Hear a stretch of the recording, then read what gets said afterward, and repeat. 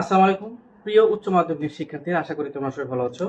উচ্চ মাধ্যমিক আইসিটির ক্লাস নিয়ে হাজির হয়ে গেলাম। আজকে তোমাদেরকে পড়াবো উচ্চ মাধ্যমিক আইসিটির অধ্যায় 3 এর দ্বিতীয় অংশ অর্থাৎ ডিজিটাল ডিভাইস। এই অধ্যায় তোমাদের জন্য আমি খুব সহজে একদম একটি ওয়ান শট ক্লাস নিব। এক ক্লাসের মাধ্যমেই তুমি কিন্তু অধ্যায় 3 এর দ্বিতীয় অংশের একটা পূর্ণ ধারণা পেয়ে যাবে এবং এই ক্লাস করলে তোমার আর কোনো ক্লাসেরই প্রয়োজন হবে না ইনশাআল্লাহ। আশা করি এই ক্লাস তোমার খুবই উপকার করবে এবং অধ্যায় 3 এর দ্বিতীয় অংশের খুঁটিনাটি একদম সুন্দর করে বুঝাই দিব, পানির মতো সহজ করে বুঝাই দিব, যাতে করে তোমার আর কোনো সমস্যা না হয়। চলো ক্লাসে চলে যাই। তো প্রিয় শিক্ষার্থীরা, তোমাদেরকে আমি সরাসরি ক্লাসে নিয়ে আসলাম। আজকে তোমাদের দেখাবো অধ্যায় 3 ডিজিটাল ডিভাইস, যেটা দ্বিতীয় অংশ। প্রথমটা হচ্ছে সংখ্যা পদ্ধতি এবং দ্বিতীয়টা হচ্ছে ডিজিটাল ডিভাইস। তো ডিজিটাল ডিভাইসের আজকে ক্লাসে তোমাদের সবাইকে আমন্ত্রণ জানাচ্ছি। তো ক্লাসটি মনোযোগ দিয়ে করো, তাহলে তোমার আর এই অধ্যায়ের কোনো সমস্যা ইনশাআল্লাহ থাকবে না। তো ঠিক আছে, শুরু করি। দেখো, এই অধ্যায়ের প্রথম আলোচনা টপিক হচ্ছে বুলিয়ান অ্যালজেব্রা। Boolean algebra.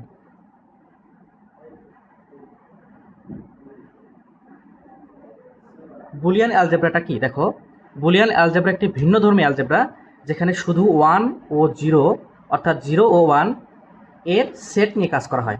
অর্থাৎ সোজা কথা হলো, এখানে 0 এবং 1 নিয়ে কাজ করা হয়।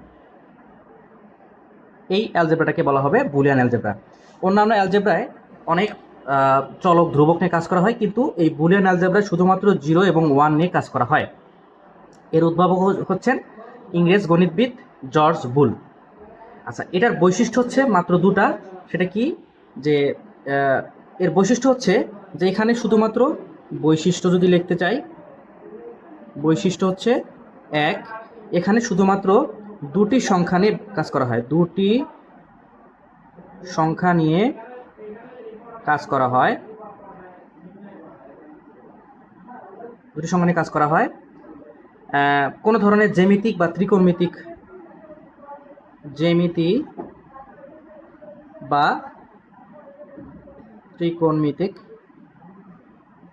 কোনো কিছু নাই। জ্যামিতিক বা ত্রিকোণমিতিক কোনো টার্ম বা বিষয় এখানে কিন্তু নাই। এরপর আসো বুলিয়ান স্বতঃসিদ্ধ। বুলিয়ান স্বতঃসিদ্ধ।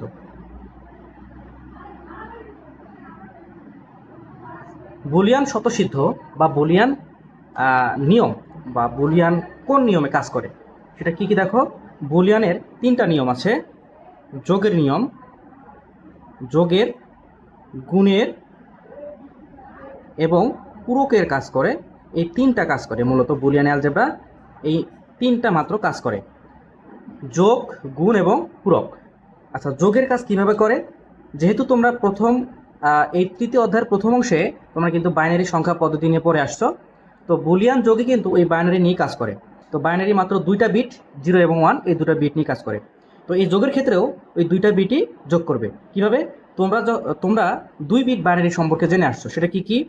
0 প্লাস 0, 0 প্লাস 1, 1 প্লাস 0, তারপরে 1 প্লাস 1। তোমরা কিন্তু এটা শিখে আসছো।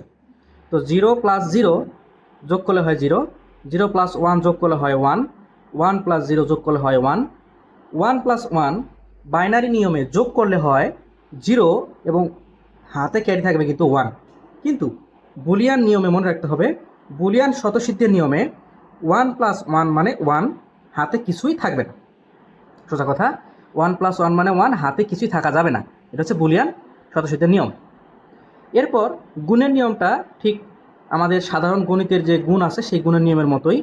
0 ইন্টু 0 মানে 0, 0 ইন্টু 1 মানে 0, 1 ইন্টু 0 মানে 0, 1 ইন্টু 1 মানে কিন্তু 1। এটা হচ্ছে সাধারণ যে গুণ আছে সেই গুণের মতো কিন্তু গুণের নিয়মটা। পূরকের নিয়মটা একটু অদ্ভুত এবং মজার ধরনের। সেটা হচ্ছে 0 পূরক মানে হচ্ছে 1, আর 1 পূরক মানে হচ্ছে 0। আচ্ছা, পূরক জিনিসটা কি? পূরক মানে হচ্ছে যে তুমি এটাকে পূরকও বলতে পারো, অথবা বলতে পারো নট, অথবা বলতে পারো বার, অথবা বলতে পারো প্রাইম। যে কোনো একটাই তুমি বলতে পারো। এই জিনিসটার এতগুলো নাম, 4টা নাম রয়েছে: পূরক, নট, বার, প্রাইম বলতে পারো। তাহলে 0 পূরক বা প্রাইম বা বার বা নট মানে 1, আর 1 পূরক বা নট সমান সমান 0। তার মানে যেটা থাকবে তার উল্টাটা হবে। খেয়াল করো এখানে শুধুমাত্র 0 আর 1 নিয়ে কথা বলা হচ্ছে কিন্তু। আচ্ছা এই গেল বুলিয়ান স্বতঃসিদ্ধ। আচ্ছা, এরপরে বুলিয়ান কিছু উপপাদ্য রয়েছে, যে উপপাদ্যগুলো তোমাকে অবশ্যই জানতে হবে। আচ্ছা, তার আগে আরেকটা জানি, বুলিয়ান চলক আর ধ্রুবকটা কি? বুলিয়ান চলক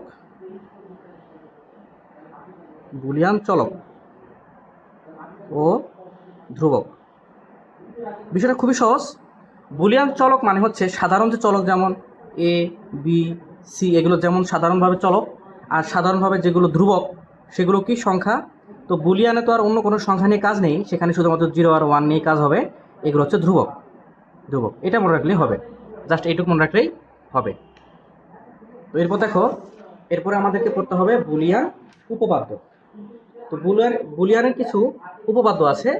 তার আগে আমরা বুলিয়ানের উপপাদ্যের যে নীতি, সেই নীতিটা একটু পড়ি। তাহলে তারপরে কথা হচ্ছে বুলিয়ান নীতি। যদিও এই নীতিটা হচ্ছে দ্বৈত নীতি। কেমন নীতি? দ্বৈত, মানে দুইটা নীতি আছে বিধায় এর নাম হচ্ছে দ্বৈত নীতি। দুইটা নীতি কি কি আসলে কেমন, সেটা হচ্ছে দুইটা নীতি হলো, 1 নম্বর নীতি হচ্ছে যদি প্লাস থাকলে ইনটু হবে, মানে প্লাস থাকলে গুণ হবে। যদি কোথাও প্লাস থাকে সোজা কথা, কোনো অঙ্কে প্লাস আছে, তুমি ওইটা চেঞ্জ করে গুণ দিয়ে দিবা।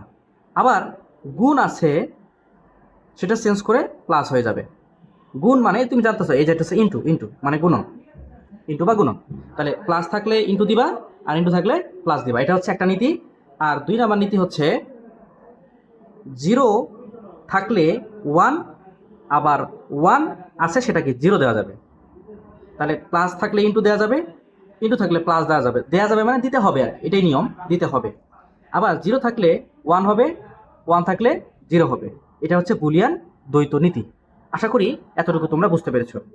তো দেখো এখানে আমরা কি শিখলাম হচ্ছে বুলিয়ানের অ্যালজেব্রা, 0 এবং 1 বৈশিষ্ট্য, এই দুটি মাত্র বৈশিষ্ট্য।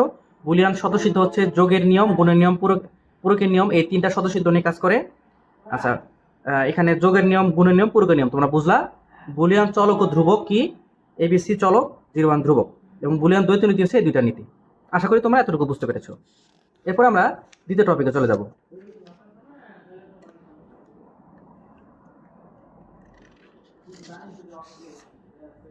দ্বিতীয় টপিকটা হচ্ছে বুলিয়ানের উপপাদ্য।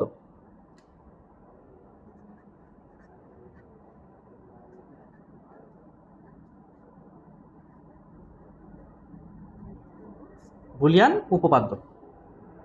তো বুলিয়ান উপপাদ্য অনেকগুলো উপপাদ্যের মধ্যে তোমাকে যেগুলো সবচেয়ে গুরুত্বপূর্ণ সেগুলো অবশ্যই একটু মনে রাখার চেষ্টা করতে হবে, কারণ এগুলো দিয়েই পরবর্তীতে সরল করতে হবে এবং সার্কিটগুলো বাস্তবায়ন করতে হবে। এগুলো করতে গেলে কিন্তু এই উপপাদ্যগুলো প্রয়োজন হয়। সুতরাং তুমি একটু ভালো করে মনে রাখবে। 1 নম্বর হচ্ছে বুলিয়ান দ্বৈত নীতি। বুলিয়ান কি নীতি? দ্বৈত নীতি। দেখো 1 নম্বর হচ্ছে দ্বৈত নীতি। একটু আগে কিন্তু আমরা দ্বৈত নীতি পড়ে আসলাম। এটা আরেকটু ভিন্ন দ্বৈত নীতি। সেটা কীরকম? সেটা হচ্ছে যদি কোনো চলকের ওপর ডাবল পূরক থাকে, তাহলে সেই ডাবল পূরকটা উঠে যাবে। উঠে গিয়ে কি হবে?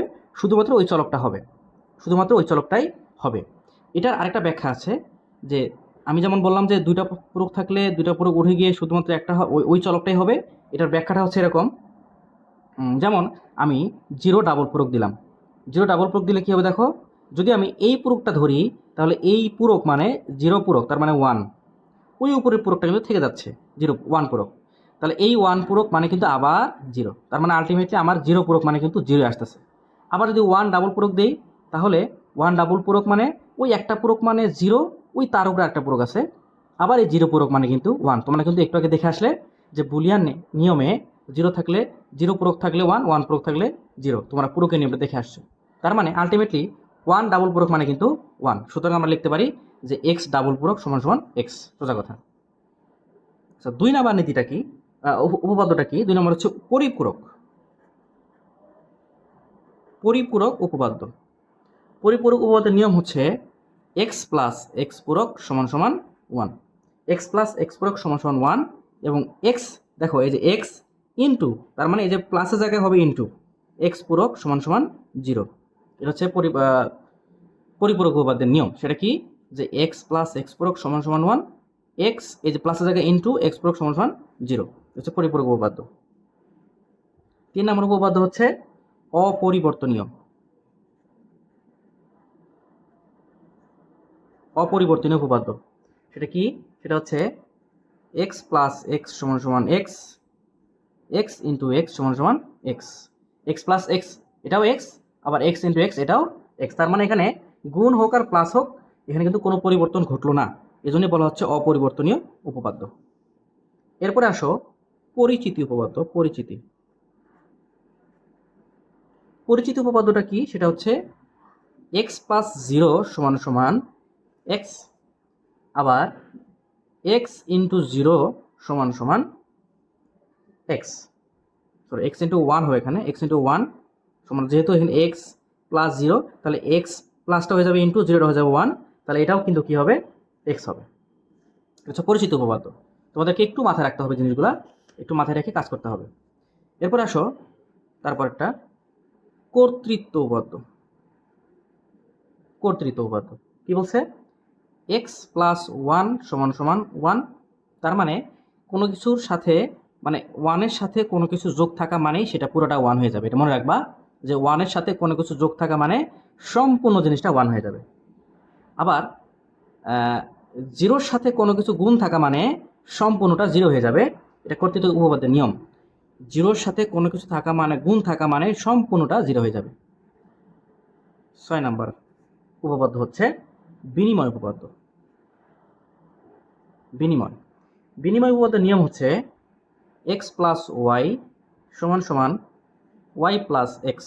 যদি এরকম হয় তাহলে হবে এক্স ইন্টু ওয়াই সমান সমান ওয়াই ইন্টু এক্স। তার মানে এক্স ঠিক থাকলো, প্লাসের জায়গায় ইন্টু হলো, আবার ওয়াই ঠিক থাকলো, প্লাসের জায়গায় ইন্টু হলো। এটাকে বলা হচ্ছে বিনিময় উপপাদ্য। তারপরে অনুষঙ্গ। অনুষঙ্গ উপপাদ্যটা হচ্ছে কীরকম, সেটা হচ্ছে x plus y plus z equals to x plus y plus z. তার মানে x plus y plus z, আবার ব্র্যাকেটটা এখানে আছে এবার, তারপরে ব্র্যাকেটটা কি হলো, এক্স প্লাস ওয়াই হলো প্লাস জেড হলো। এটা হচ্ছে অনুষঙ্গ উপপাদ্য। এবং এটারই আরেকটা ভার্সন হচ্ছে এক্স এই যে প্লাসটা হয়ে গেল ইন্টু, আবার ওয়াই প্লাসটা হয়ে গেল into Z equals to X প্লাসটা হয়ে গেল ইন্টু, আবার প্লাসটা হয়ে গেল ইন্টু। তার মানে প্লাসের জায়গায় ইন্টু, প্লাসের জায়গায় ইন্টু।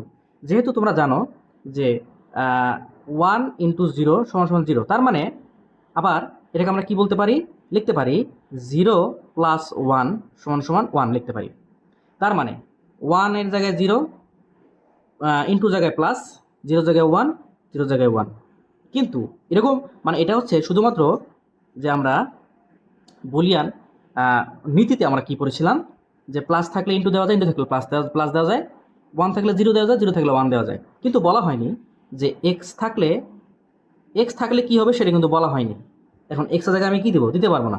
এক্সের জায়গায় এক্সই লিখতে হবে, ইন্টুকে প্লাস বানাইতে হবে, 1কে 0 বানাইতে হবে, 1কে 0 বানাইতে হবে। এটা কিন্তু নিয়ম। যাও, এই তোমরা নিয়মগুলো একটু মনে রাখবা। যেহেতু এক্সকে পরিবর্তন করার কোনো নীতি বুলিয়ান যুগের এখানে বলা হয়নি, কারণ এক্স একটা চলক, ধ্রুবকটা পরিবর্তন করতে বলা হয়েছে। ধ্রুবক এবং প্লাস এবং ইনটু এই দুটো চিহ্নকে পরিবর্তন করতে বলা হয়েছে। এরপরে আসো 8 নম্বর নিয়ম, সেটা হচ্ছে বিভাজন উপপাদ্য। বিভাজন উপপাদ্য কি বলছে, সেটা হচ্ছে x into y plus z equal, একবার এটা সাধারণ বীজগণিতের মতোই, x y plus x z. এটাকে যদি আমরা ভাঙি তাহলে এক্স প্লাস ওয়াই জেড, তাহলে হবে x y into z, x y into z, এরকম হবে।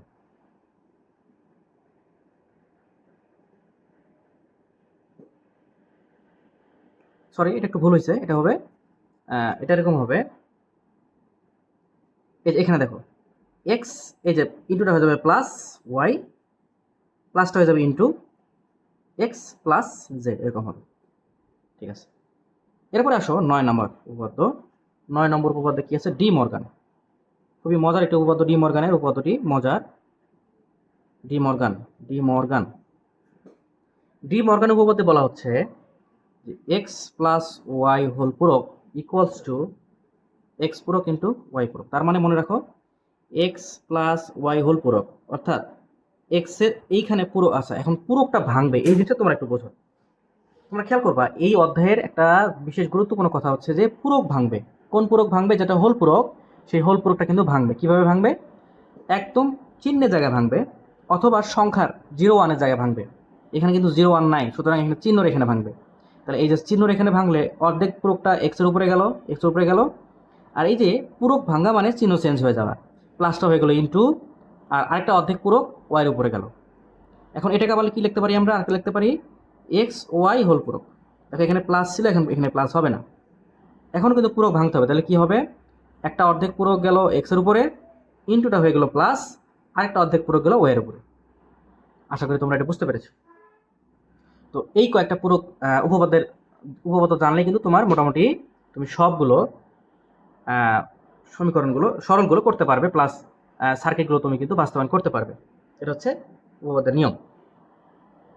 এরপরে টপিক চলে যাই।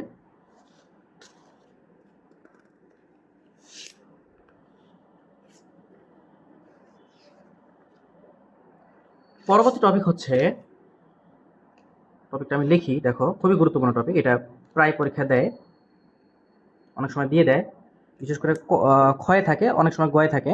সেটা হচ্ছে 2 বা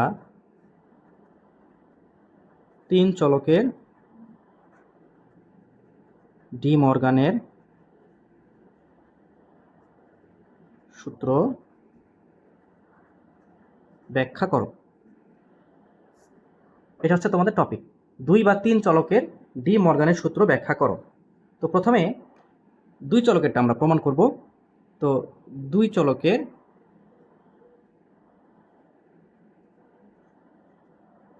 ডি মর্গানের সূত্র। আমার লেখা অতটা ভালো না, তোমরা একটু বুঝে নেওয়ার চেষ্টা করবে। প্রথমে দেখো কি বলছে, সূত্রটা কি? সেটা হচ্ছে এক্স প্লাস ওয়াই হোল পূরক। তোমরা আচ্ছা আমি সূত্রটাকে লিখি। এটা হবে এক্স পূরক ইন্টু ওয়াই পূরক। এক্স ওয়াই হোল পূরক সমান সমান এক্স পূরক প্লাস ওয়াই পূরক। খেয়াল করো, এই দুটা সূত্র মনে রাখার একটা কৌশল আছে। সেই কৌশলটা কি? তোমাকে মুখস্থ করতে হবে না, তুমি জাস্ট এইটুকু মুখস্থ করবা। কতটুকু? এইটুকু, এই জিনিসটা মুখস্থ করবা। এই জিনিসটুকু তুমি মুখস্থ করবা। কিভাবে? সেটা হচ্ছে এক্স প্লাস ওয়াই হোল পূরক, এইটুকু মুখস্থ রাখবা। এক্স প্লাস ওয়াই হোল পূরক। আচ্ছা, এক্স প্লাস ওয়াই হোল পূরক তুমি তো জানো যে পূরক ভাঙতে হয়। কোথায় ভাঙতে হয়? ঠিক চিহ্নের ওখানে। তাহলে এক্স প্লাস ওয়াই হোল পূরক সমান সমান চিহ্নের উপরে পূরক ভাঙলে, তাহলে একটা পূরক অর্ধেক পূরক গেল এক্সের উপরে, তাহলে এক্স পূরক, প্লাসটা হয়ে গেল ইন্টু, আর ওয়াইয়ের উপর একটা পূরক গেল, অর্ধেক পূরক গেল, তাহলে ওয়াই পূরক। এরপর খেয়াল করো পরের সূত্র তুমি কীভাবে পাবে। এখানে এক্স প্লাস ওয়াই হোল পূরক ছিল, এখানে হবে এক্স প্লাসটা চলে যাবে, থাকবে ওয়াই। তার মানে এক্স ইন্টু ওয়াই, প্লাসটা হয়ে গেল ইন্টু, হোল পূরকটা ঠিকই থাকবে। এরপর হবে এটাকে ভাঙতে হবে। ভাঙতে কোথায় ভাঙতে হবে? এই ঠিক এখানে ইন্টু জায়গায় ভাঙতে হবে। তাহলে ভাঙলে এক্স পূরকের, এক্সের উপর একটা পূরক গেল, ইন্টুর ওখানে প্লাস হইলো, ওয়াইয়ের উপর একটা পূরক গেল। এভাবে কিন্তু সূত্রটা মনে রাখা যায়, খুবই সহজ। 2-1 বার প্র্যাকটিস করলে কিন্তু হয়ে যাবে। আচ্ছা, এখন কথা হলো এই সূত্রগুলো কিভাবে প্রমাণ করতে হবে বা ব্যাখ্যা করতে হবে। কিভাবে ব্যাখ্যা করবা সূত্রটা, কিভাবে ব্যাখ্যা করবা, এবং এখান থেকে কিন্তু প্রমাণ করতে বলে।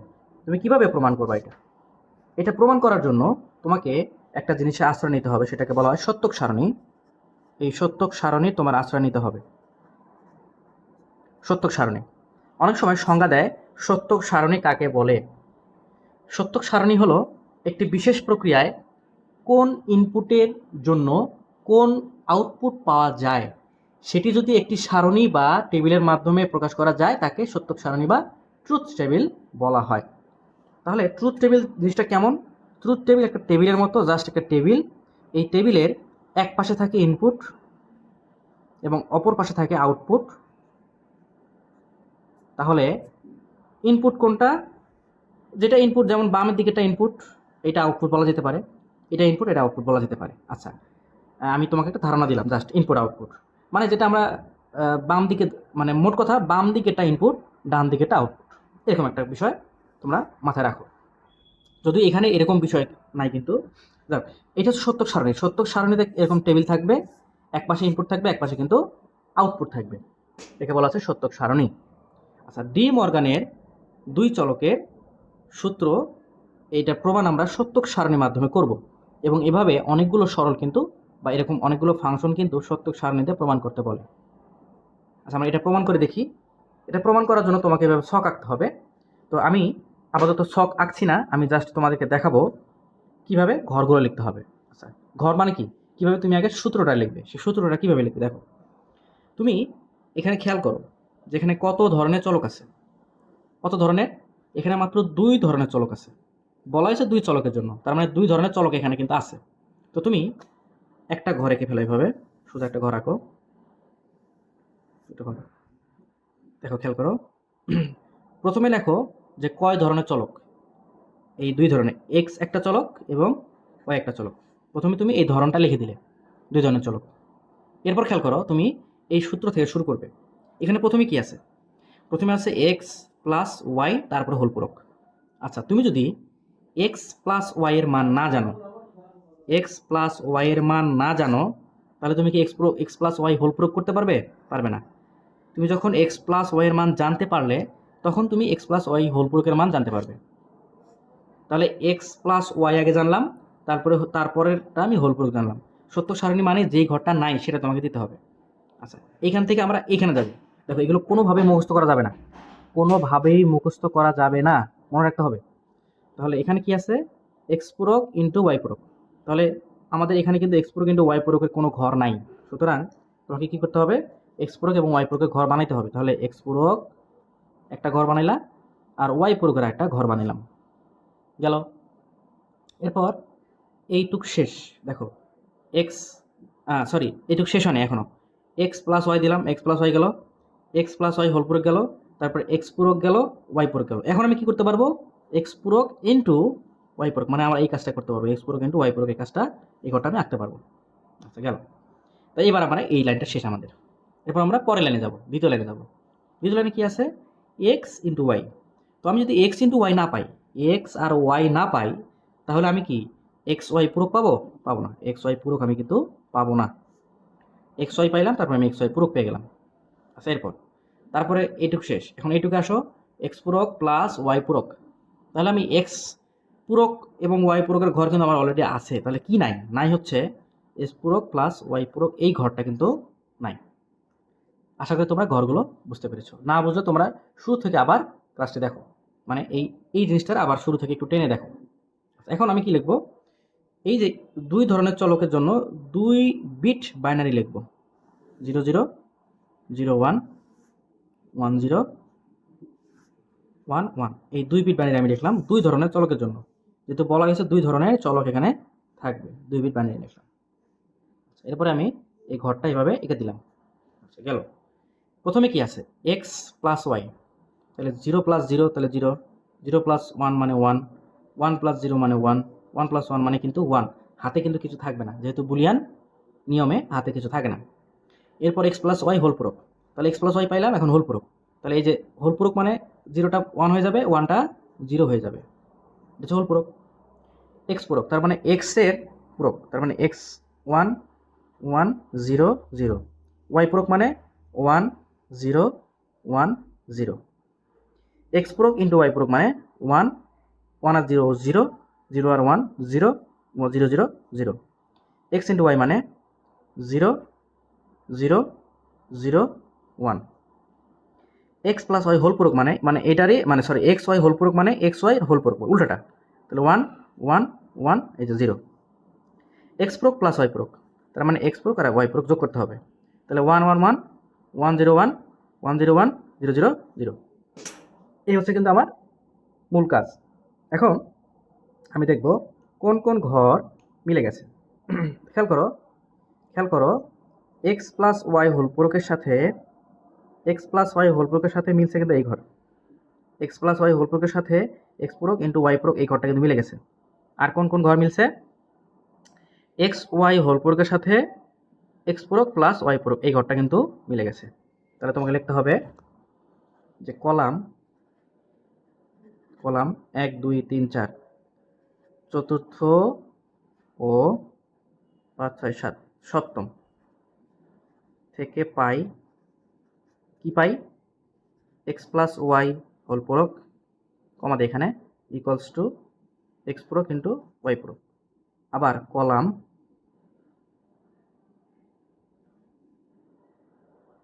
নবম এবং দশম, কলাম নবম ও দশম থেকে পাই, অথবা দশম ও নবম ও দশম কলাম থেকে পাই, এভাবে লিখতে পারো। এক্স ওয়াই হোল পূরক সমান সমান এক্স পূরক প্লাস ওয়াই পূরক। এই হচ্ছে ডি মর্গানের দুই চলকের জন্য সত্যক সারণীর মাধ্যমে এটা সূত্রের প্রমাণ। এবার ঠিক একইভাবে তিন চলকেরটা প্রমাণ করতে হবে। আমি তোমাকে জাস্ট ঘর আঁকবো না, আমি তোমাকে জাস্ট সূত্রের এই ঘরটা লিখে দেবো। কোন ঘরটা জানো? এই ঘরটা আমি তোমাকে করে দেবো। এই ঘরটা করলে তোমার কিন্তু বাকিটা তুমি তো এটা পারবে, এই ক্যালকুলেশনটা পারবে। আমি শুধুমাত্র এই ঘরটা করে দেবো, ঠিক আছে? প্রথমে সূত্র লিখি, দেখো সূত্রটা লিখি। সূত্রটা হচ্ছে, মনে রাখো, প্রথম অংশ আমি মুখস্থ করবো, আমি আর কোনোটাই মুখস্থ করবো না। X plus y plus z, যেহেতু তিন চলক বলছে, হোল পূরক সমান সমান এক্স পূরক ইন্টু ওয়াই পূরক ইন্টু জেড পূরক। আবার এক্স ওয়াই জেড হোল পূরক সমান সমান এক্স পূরক প্লাস ওয়াই পূরক প্লাস জেড পূরক। এখন আমি ঘরগুলো লিখবো। কীভাবে লিখবো দেখো, কয় ধরনের চলক আছে? তিন ধরনের, এক্স ওয়াই জেড, তিন ধরনের চলক এখানে আছে। তারপর শুরু করবো এখান থেকে শুরু। প্রথমে x plus y plus z. যদি আমি x plus y plus z না পাই, তাহলে আমি x plus y plus z পূরক পাবো না, x plus y plus z whole পূরকটা পাবো না। এটা পাবো, তারপর এটা পাবো, গেল। তারপরে এইটুকু আমার শেষ। এখন এইটুকু আসো, এক্স পূরক জানি না, ওয়াই পূরক জানি না, জেড পূরক জানি না। না জানলে এখন জানলাম, তাহলে আমি এক্স পূরক ইন্টু ওয়াই পূরক ইন্টু জেড পূরক দিয়ে দিলাম। এই লাইন আমার শেষ। এরপর এক্স ওয়াই জেড এখন জানলাম, সুতরাং আমি এক্স ওয়াই জেড হোল পূরক দিয়ে দিলাম, ঠিক আছে? এটুক এখন এইটুক এক্স পূরক প্লাস ওয়াই পূরক। দেখো এক্স পূরক ওয়াই পূরক জেড পূরকের ঘর অলরেডি আছেই, সুতরাং আমার শুধুমাত্র প্লাস দিলেই হয়ে যাচ্ছে। তাহলে এক্স পূরক প্লাস ওয়াই পূরক প্লাস জেড পূরক। এই হচ্ছে আমার মূলত তিন চলকের জন্য ডি মর্গানের উপপাদ্য। এখানে কি করতে হবে? এখন 3 বিট বাইনারি লিখতে হবে। 0 0 0 0 0 1 1 0 1 0 0 1 1, এভাবে 3 বিট বাইনারি 111 পর্যন্ত হবে। আশা করি তোমরা এটা পারবে, ঠিক আছে? এরপর আমি নেক্সট টপিকে চলে যাচ্ছি। নেক্সট টপিকটা কি? সেটা হলো, কিছু ফাংশন দেওয়া থাকবে, সেই ফাংশনগুলো থেকে সত্যক সারণী লিখতে হবে। সেই ফাংশনগুলো কি? যেমন ধরো,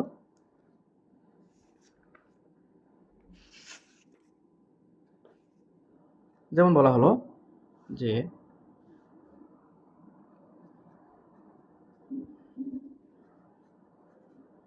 ফাংশন থেকে সত্যক সারণী, আঁকতে হবে। যেমন ধরো m ইকুয়ালস টু, এখানে দেওয়া আছে m equals to x y plus x y পূরক হোল পূরক, এভাবে দেওয়া আছে। এরকম একটা ফাংশন তোমাকে দেওয়া আছে, বলছে ফাংশন থেকে সত্যক সারণী বের করো। তো আমি জাস্ট তোমাকে ফাংশন থেকে সত্যক সারণী বের করার উপরের যে প্রথম সূত্রের লাইনটা, সেটা আমি তোমাকে দিচ্ছি, বাকিটা তুমি করে নেবে। তাহলে কিভাবে হবে? এখানে খেয়াল করো যে কয় ধরনের চলক আছে? মাত্র 2 ধরনের। তাহলে এখানে এক্স একটা ঘর হবে, ওয়াই একটা ঘর হবে, গেল। তারপরে এক্স ওয়াই আগে গুণ করতে হবে, এক্স ওয়াই গুণ করতে হবে। এক্স ওয়াই গুণ করলাম, প্লাস আছে, আচ্ছা প্লাস করব, ঠিক আছে, কিন্তু এক্স ওয়াই পূরক তো নাই আমার, তাহলে আগে পূরকটা পেতে হবে, তারপরে এক্স ওয়াই পূরক পেতে হবে, তারপরে আমি কি করতে পারবো? এখন আমি পুরোটা যোগ করতে পারবো, x y plus x y পূরক, এই যে আমি যোগ করলাম। এখন আমি সম্পূর্ণ পূরক দিতে পারবো, x y plus x y পূরক হোল পূরক। এই হচ্ছে ঘর। এখন তুমি ঘরে 0 0 0 1 1 0 1 0 1 1 তুমি বসা, এখন ক্যালকুলেশন করো, হয়ে যাবে অ্যান্সারটা। এরকম আরও কিছু তোমার ফাংশন আছে, যেমন ধরো যে এফ ইকুয়ালস টু একটা function, F equals to A পূরক বি প্লাস এ বি পূরক প্লাস এ বি, এরকম আছে। এখন তুমি এখান থেকে কিভাবে সত্য সারণী করবে দেখো, খেয়াল করে, একদম সহজ কথা। দুই ধরনের চলক আছে, A B, A R B দুই ধরনের চলক আছে, গেল। এরপর প্রথমে আছে এ পূরক বি, তাহলে আগে প্রথম তোমাকে এ পূরক পাইতে হবে, তারপরে তুমি এ পূরক বি পাবা। তারপর আছে এ বি পূরক, তাহলে তোমাকে আগে বি পূরক পেতে হবে, তারপরে তুমি এ বি পূরক পাবা। তারপরে এ বি, তাহলে এ বি পাইতে হবে। তারপর এখন এ পূরক বি পাইলা, এ বি পূরক পাইলা, এ বিও পাইলা, তাহলে এখন তুমি পুরোটাই পাবা, এ পূরক বি প্লাস এ বি পূরক প্লাস এ বি, সম্পূর্ণটা পেয়ে যাবা, তাই না বিষয়টা? এরকম, এটা গেল সহজ। এরপর আরেকটা ফাংশন, যেমন সেটা হচ্ছে F equals to A into B plus C whole পূরক, এরকম আছে ক্রিটিক্যাল। আচ্ছা, প্রথমে দেখো কয় ধরনের চলক? 3 ধরনের, এ বি সি। প্রথমে এ আছে, আচ্ছা এ তো থাকবেই, তারপরে বি প্লাস সি, তাহলে প্রথমে আগে বি প্লাস সি পেতে হবে, বি প্লাস সি হোল পূরক পেতে হবে, তারপরে তুমি A into B plus C whole পূরকটা কিন্তু পাবে, তার আগে কিন্তু পাবে না। এই হলো ঘর। এভাবে আরও অনেক সরল তুমি কিন্তু করতে পারবে, যদি তুমি এই কয়েকটা সরল বুঝে থাকো, মানে এই ফাংশনগুলো বুঝে থাকো, ফাংশন থেকে সত্য সারণী যদি বুঝে থাকো, তাহলে তুমি কিন্তু পারবে। তো ঠিক আছে, এরপর কিছু প্রমাণ করতে বলে, প্রমাণ মানে সত্য সারণীতেই প্রমাণ করতে বলে। দেখো এগুলো কিন্তু প্রমাণ না, এগুলো জাস্ট ঘর হইলে কিন্তু হয়ে যাচ্ছে, এগুলো কিন্তু প্রমাণ নয়। প্রমাণ করার জন্য কিছু প্রমাণ করার জন্য কিন্তু বাম পক্ষ ডান পক্ষ থাকতে হয়। তারপর একটা প্রমাণ দেখো, প্রমাণ প্রমাণ কি কি? 1 নম্বর ধরো, এখানে বলা আছে A B plus A B পূরক ইকুয়ালস টু 1, এরকম একটা ফাংশন দেওয়া আছে। এখন তুমি কি করবে? তার মানে এটা এ হবে, তার মানে এই বাম পক্ষের সাথে ডান পক্ষের এ এই মানটা মিলে যাবে, তাহলে সেটা প্রমাণিত হবে। কিভাবে হবে দেখো, প্রথমে দেখি কয় ধরনের চলক? 2 ধরনের, তাহলে এ এক ধরনের, বি আরেক ধরনের। তারপরে এ বি পেতে হবে, তারপরে বি পূরক জানা নাই, এটুক গেল, হ্যাঁ এটুক, এ বি পূরক, এ বি পূরক, এ বি পূরক। এরপর এ পূরক এটা গেল, তাই না? এখন এ বি প্লাস এ বি পূরক। দেখো আমি এটা ক্যালকুলেশন করে তোমাদের বোঝাই দিচ্ছি, 0 0 0 1 1 0 1 1।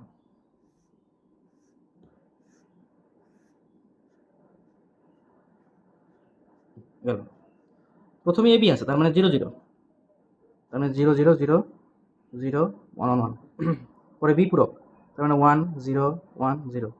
এ বি পূরক, এ আর বি পূরক গুণ করতে হবে, তাহলে এ আর বি পূরক গুণ করতে হবে, তাহলে 0 0 1 0। দেখো এই যে এ আর বি পূরক গুণ, 0 0 1 0। এরপর এ বি প্লাস, মানে এই যে A B R A B পূরক যোগ, এই দুটা, তার মানে 0 0 1 1, 0 1 1। এখন তুমি খেয়াল করো তো, বাম পক্ষে কি ছিল? বাম পক্ষে ছিল এ বি প্লাস এ বি পূরক, এ বি প্লাস এ বি পূরক সমান সমান এ, ডান পক্ষে ছিল এ। তাহলে বাম পক্ষের এই যে মানটা, এই মানটা এই যে এর সাথে মিলে যাচ্ছে কিনা দেখো, খেয়াল করো, ভালো করে খেয়াল করো, একদম হুবহু 0 0 1 1 0 0 1 1, তার মানে তোমার প্রমাণিত প্রমাণ হয়ে গেছে। এই হচ্ছে এই ফাংশনগুলোকে প্রমাণ করার নিয়ম। এরকম অনেক ফাংশন কিন্তু বইয়ে দেওয়া আছে, তুমি চাইলে একটু বইটা ফলো করতে পারো, সেখান থেকে তুমি প্রমাণগুলো দেখে নিবে। পরবর্তী টপিকে চলে যাচ্ছি। পরবর্তী টপিক হচ্ছে সরল। সরল করতে হবে, খুবই গুরুত্বপূর্ণ। এই ফাংশন থেকে সত্যক সারণীগুলোও খুবই গুরুত্বপূর্ণ। এগুলো অত্যন্ত গুরুত্বপূর্ণ। ফাংশন থেকে সত্যক সারণী এগুলো কিন্তু পরীক্ষায় প্রায় আসে এবং ম্যাক্সিমাম টাইম এগুলো কিন্তু দেয় সত্যক সারণী সরল করতে হবে, সত্যক সারণী করতে হবে, এরকম প্রায় দেয়। এবং বিশেষ গুরুত্বপূর্ণ হচ্ছে সরল। সরল না করলে তুমি কিন্তু সার্কিট থেকে শুরু করে অ্যান্সার করতে পারবে না।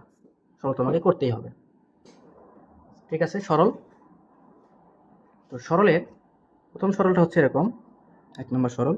বইয়ে অনেক ধরনের সরল আছে, তোমরা একটু বই দেখতে পারো। আমি যেগুলো করাবো সেগুলো প্লাস বই তুমি ফলো করতে পারো, বিশেষ করে যেগুলো সালে আসছে সেগুলো তুমি ফলো করতে পারো।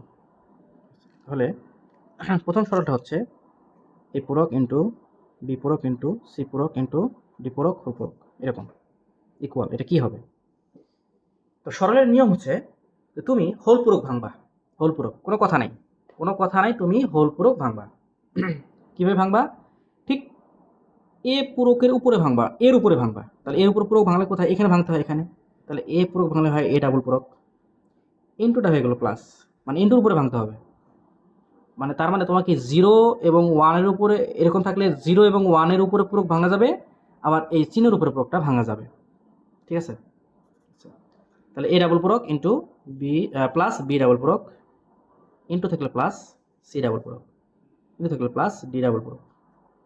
এই যে পূরকটা ভেঙে ভেঙে সবার সামনে পুরো চলে গেল, প্লাস চিহ্নটা চেঞ্জ হয়ে গেল। তোমরা জানো যে ডাবল পূরক থাকলে পূরক উঠে যায়, তাহলে ডাবল পূরক থাকলে পূরকটা উঠে গিয়ে এটাই হবে অ্যান্সার। আশা করি বুঝতে পেরেছ। 2 নম্বর সরলে চলে যাই। 2 নম্বর সরলটি হচ্ছে এরকম, আর এস টি পূরক আর প্লাস এস প্লাস টি হোল পূরক, এরকম আছে। তাহলে মোট কথা, সোজা কথা, তুমি হোল পূরক ভাঙবা, সোজা কথা, কোনো কথা নাই, হোল পূরক ভাঙবা। হোল পূরক ভেঙে তোমাকে সরল করতে হবে। তাহলে এখানেও হোল পূরক আছে, এখানেও আছে। তাহলে আমি এখানে হোল পূরক ভাঙি, আর পূরক, এই যে ভাঙলাম আর পূরক, এই যে ইন্টু জায়গায় প্লাস হবে এস পূরক, ইন্টু জায়গায় প্লাস হবে টি পূরক। আবার এখানে ভাঙবো, এখানে একটা ব্র্যাকেট দিয়ে দিলাম আমি, এখানে ভাঙবো আর পূরক, এই প্লাসের জায়গায় ভাঙবো, হয়ে যাবে ইন্টু এস পূরক, প্লাসের জায়গায় হয়ে যাবে ইন্টু টি পূরক। গেল। তার মানে ইন্টু জায়গায় পূরক ভাঙা যাবে এবং প্লাসের জায়গায় পূরকটা ভাঙা যাবে। এখন দেখো এখানে একটা জিনিস হয়ে গেছে, আর এস টি, মানে আর পূরক এস পূরক টি পূরক একটা। তো এই একটার সঙ্গে আমি প্রথমে আর এর গুণ করব, তাহলে হবে আর পূরক এস পূরক টি পূরক, একদম বীজগণিতের নিয়ম। মানে এরকম, এ প্লাস বি প্লাস সি, এখানে আছে ধরো যে ডি। তো তুমি কি করবা? প্রথমে লিখবা এডি প্লাস বিডি প্লাস সিডি, তাই লিখবে না? হ্যাঁ, এখানেও তাই, মাঝখানে প্লাস।